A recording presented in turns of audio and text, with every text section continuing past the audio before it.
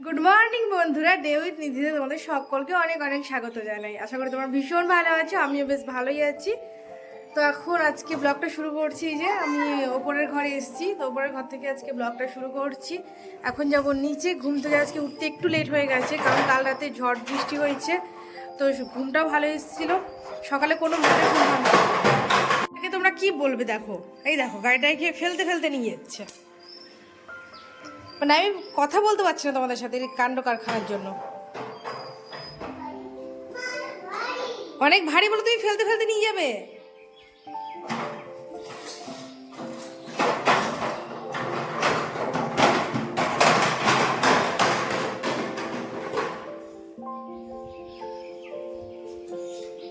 বলবো কি আমি ভারী, তার জন্য তুলে তুলে নিয়ে যেতে পারছে না, তার জন্য ফেলে ফেলে নিয়ে যাচ্ছে।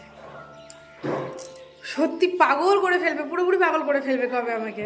তো যাই হোক, আজকে ব্লগটা এখান থেকে শুরু করছি। আজকে উঠতে অনেকটাই লেট হয়ে গেছে, বললামই তার রিসেন্ট রাতে ঝড় বৃষ্টি হয়েছে, সকালে একদম ঘুম ভাঙছিল না। রাতে যেহেতু বৃষ্টি হয়েছে তো ঘুম ভেঙে গেছিলো। তো একবার জানালা খুলছি, একবার জানালা বন্ধ করছি। বন্ধ করে দিলে ভীষণ গরম লাগছে, আর খুলে দিলে একটু মানে ঝড় বৃষ্টি হচ্ছে, বাইরে বিদ্যুৎ চমকাচ্ছিল, ভয় ভয় লাগছিল আর কি। তো এইসব করতে করতে আবার মাঝরাতে ঘুম থেকে উঠে আবার ঘুমোতে অনেক লেট হয়ে গেছিলো, সেই জন্য সকালে উঠতে লেট হয়ে গেছে। 8টার সময় ঘুম থেকে উঠেছি আজকে। যাই হোক, উঠে মেয়েকে খাওয়ানো দাওয়ানো সব কমপ্লিট হয়ে গেল। আবার একটু ভিডিও এডিটিংয়ের কাজ ছিল, সেটাও পরে এসে করলাম। আর এবার যাবো নিচে, গিয়ে ব্রেকফাস্ট করব, তারপরে এই ঝড়টাকে স্নান টান করাবো, নিজে স্নান করবো। আপনার অনেক কিছু কাজ বাকি, আজকে ঘর মোছাও হয়নি। তো খাওয়া দাওয়া করে ঘর মুছবো, ঘর মুছে একদম স্নান করবো। কে এই যে দেখো, চলে এসেছি রান্নাঘরে। এখন আমি ভেজে নেব ডিম, মানে চা আর চায়ের সাথে ডিম ভাজা হবে। এটা আমার ভীষণ ভালো লাগে খেতে আর কি। আর এদিকে দেখো, আমি কিন্তু মিনি কড়াইয়ের মধ্যে ডিম ভাজছি। এটা আমার মিনি কিচেনের মিনি কড়াই।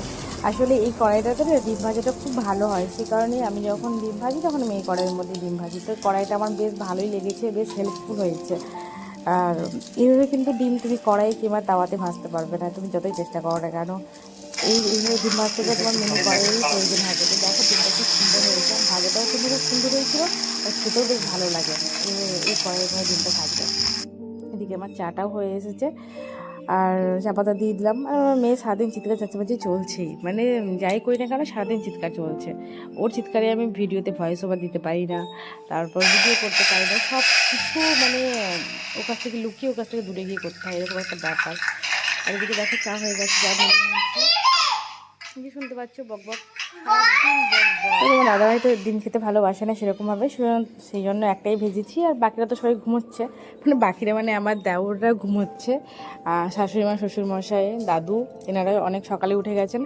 তো ওই জন্য সবার চা খাওয়া হয়ে গেছে, শুধু আমিও তোমার দাদাভাই উঠেছি। এখন আমিও তোমার দাদাভাই খাবো, আর ওরা যখন উঠবে ওদের মতো ওটা করে খাবে, কিংবা করে দেবো, এখন তো ঘুমোচ্ছে। তো দেখো হয়ে গেছে চা করা। এবার গিয়ে একটু চাটা শান্তির সাথে খেয়ে নিই, তাও শান্তিতে খেতে পারবো কোনো ঠিক নেই। দুষ্টু টাকা দুষ্টু। কারণ আমার ঝড় তো থাকেই না সব সময়, মানে রেডি।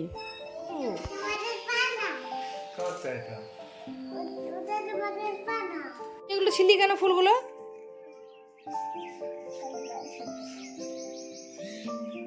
এত দুষ্টু হলে পারা যায় নাকি?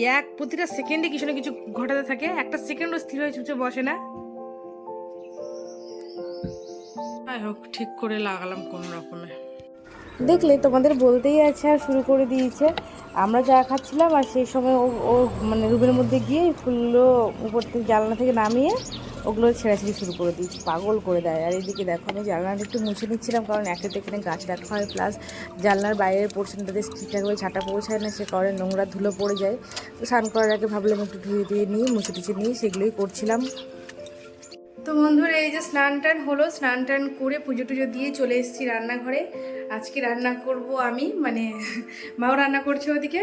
তো আজকে রান্না করব চিংড়ি মাছ, দেখাই তো। তো এই যে দেখো, এখানে আছে চিংড়ি। যেহেতু আমি চিংড়ি খাই না, সেই জন্য এখানে আমার জন্য মাছ আছে।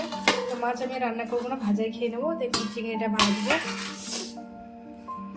এখানে আমি দুটো কড়াই বসিয়ে দিয়েছি, একটা চিংড়ির জন্য আর একটা এখানে মাছ ভাজার জন্য। তো চলো, চিংড়ি মাছের রান্নাটা আমি স্টার্ট নিজেই করি। করতে চেয়েছিলাম। আমি খাই না, যেটা শাশুড়ি মা আমাকে করতে বলেনি, কিন্তু আমি বললাম আমি করি, কারণ আমি এর আগে ইলিশ খেতাম না, তারপর খাসির মাংস খেতাম না। তো আমি সেগুলো রান্না করেছি আমার বাড়িতে, আমার কোনো অসুবিধা হয়নি। কিন্তু বিশ্বাস করো আমি ভেবেছিলাম চিংড়িটা রান্না করতে গিয়েও হয়তো আমার কোনো অসুবিধা হবে না, কিন্তু আমি না চিংড়ি মাখাতে পারছিলাম না, কিছু করতে পারছিলাম, তার স্মেলটা আমার নাকে আসছিলো, আমার একদম ভালো লাগছিল না। তো এটাই আমার আজকে লাস্ট রান্না, আমি আর কখনও রান্না করব না এই চিংড়ি মাছ। আর এদিকে দেখো আমার জন্য যে মাছগুলো এনেছিল সেগুলো আমি দুটো ভাজলাম, যেটা মেয়েকে দেবো, আর দুটো রেখে দিলাম। একদম ভাত যখন মানে নিয়ে আসবো গরম গরম তখনই ভেজে নিয়ে নেবো, কারণ গরম গরম মাছ, মাছের তেল আলু সাথে দিয়ে খেতে ভীষণই ভালো লাগে। আমার ঝোল টোলের থেকে তো এরকমভাবেই ভালো লাগে খাওয়া দাওয়া করতে। আর সে দেখো আমার এদিকে রান্নাবান্না আমি করছি। তোমার দাদাভাই আমাকে কিন্তু মাছটা পরে লবণ হলুদ মাখিয়ে দিয়েছিল, তারপরে আমি ভেজেছি। আর যদি ভাবি খাই না, কিন্তু রান্নাটা সবাই বলো ভীষণ ভালো হয়েছে। আর আমি জানি যে আমার মতো কেউ মনে হয় নেই যে চিংড়ি মাছ খায় না। আমি অনেক মানুষ দেখেছি যারা ইলিশ খায় না, মাটন খায় না, এমন অনেক আছে, কিন্তু চিংড়ি খায় না এমনটা আমি কিন্তু খুব কমই শুনেছি। এদিকে দেখো আমার রান্নাবান্না কমপ্লিট হয়ে গেছে। আমার মেয়েকেও দেখলে যেটা করবো সেটার সঙ্গেও লেগে পড়বে। একদিকে ভালো সব কিছু করার চেষ্টা, কিন্তু জানি না কতদিন থাকবে এটা। বন্ধুরা বলো বিকেলবেলায় সবাই কি করছো? আমি তো এই একটুখানি বাইরে এলাম, এখন আর বিকেল নেই, সন্ধে লাগবো অবস্থা। 6টা 10 মতো বাজে, এক্ষুনি যেতে হবে সন্ধে দিতে। তো খেয়ে দিয়ে আজকে একটু গা গড়া দিয়েছিলাম। নর্মালি আমি বিকেলবেলায় ঘুমোই না, ঘুম আসেও না, আর আমার ঘুমোতে ভালো লাগে না। এমনি হয়তো বিছানায় একটু শুয়ে থাকি, মেয়ে যতক্ষণ ঘুমোচ্ছে না, মেয়ে ঘুমিয়ে গেলে হয়তো উঠে কাকিমার কাছে যাই একটু, নাহলে পরে নিজের যে ফোনের কাজ থাকে সেগুলোই করি। সবসময় না চার দেওয়ারির মধ্যে থাকতে ভালো লাগে না, একটু খোলা আকাশে না বেরোলে মনটাও ভালো লাগে না, যদি আমার রোজ রোজ বেরোনো হয় না। তো যাই হোক, চলো বন্ধুরা আজকে ব্লগটা এখানেই শেষ করছি, আবার দেখা হবে নতুন একটি ব্লগে। ততক্ষণ তোমরা সবাই খুব ভালো থেকো, সুস্থ থেকো, চলো টাটা।